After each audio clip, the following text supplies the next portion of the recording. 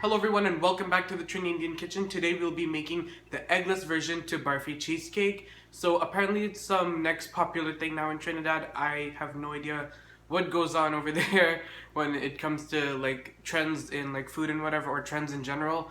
But I'm gonna try my hand at this recipe. So let's keep watching.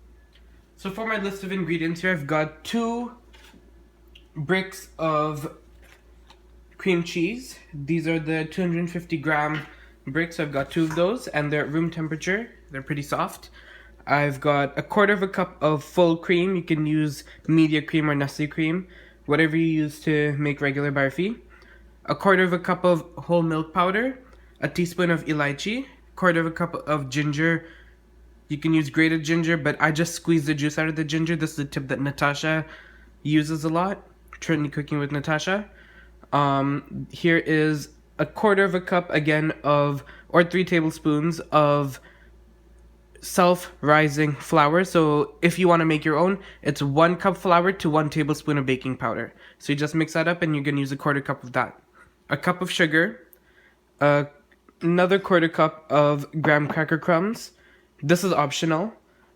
A teaspoon of ghee, and sprinkles. So the ghee and the graham cracker crumbs are optional, but they are unique to the cheesecake part of the Barfi cheesecake, so I'm just gonna add them in. And you're gonna need a tray, and I'm just using some of these cupcake paper things.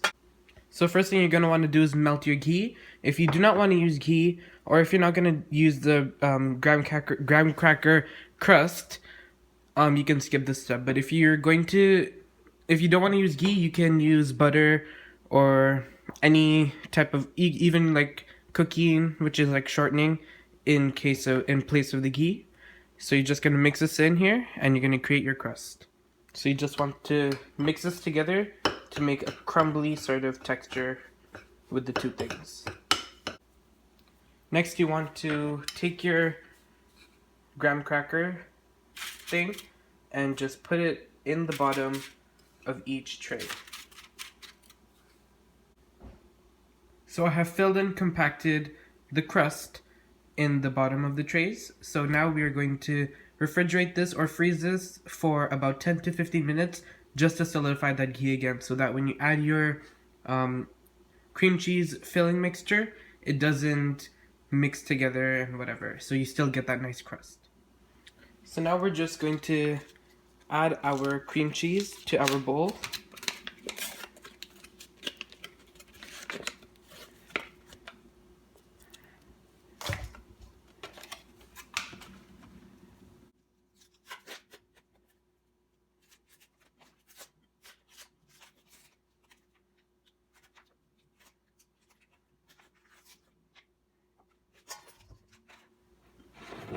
And your sugar. And you're gonna start mixing this together. It's best if you have a whisk or a hand mixer or anything, even like one of those KitchenAid stand mixers to knead this, but I'm just going to get in there and see how well I can do. So now that this has got a nice creamy airy texture to it, we're going to add in our elements of that barfi flavor. So the elychee and milk, the ginger, and we're just gonna mix this. And at this point you can give it a taste to see if it needs any more flavoring. So like any more ginger, milk powder, cardamom, which is elychee. So mine is perfect, but you might need to add a little bit more ginger to yours if you feel like it, because I like to put less ginger in mine. Now we'll add the binding elements, so the flour and our cream. So at this point we're going to preheat our oven to 230 Fahrenheit. So my crust has hardened at the bottom of the thing. So now we'll just add enough to fill up our rounds.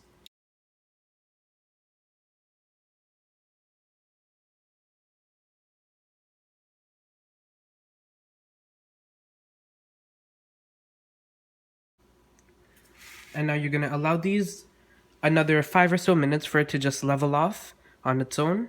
And then we can add our sprinkles to it and we can put it into the oven. And by that time, the oven should be ready.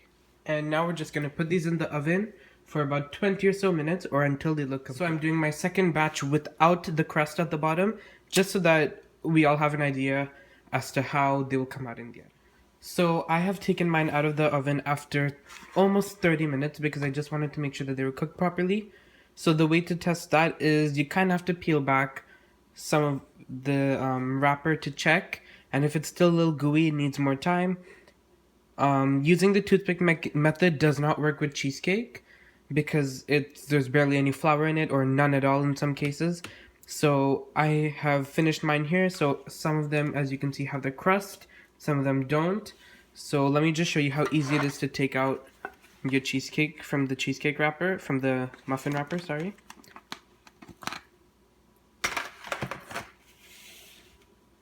So it's just a matter of peeling it back, or you could leave it in the muffin wrapper and after you serve it, let the person eating it take it out on their own.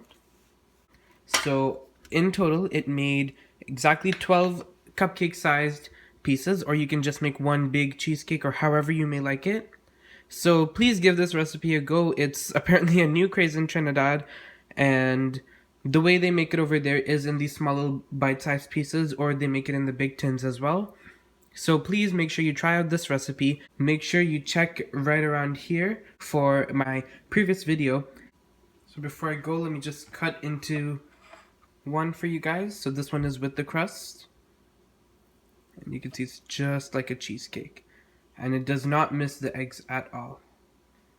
And you can feel on the inside, it's nice and it's cooked. And no residue on my hand. So thank you guys so much for watching once again, and I'll see you with another one of my recipes.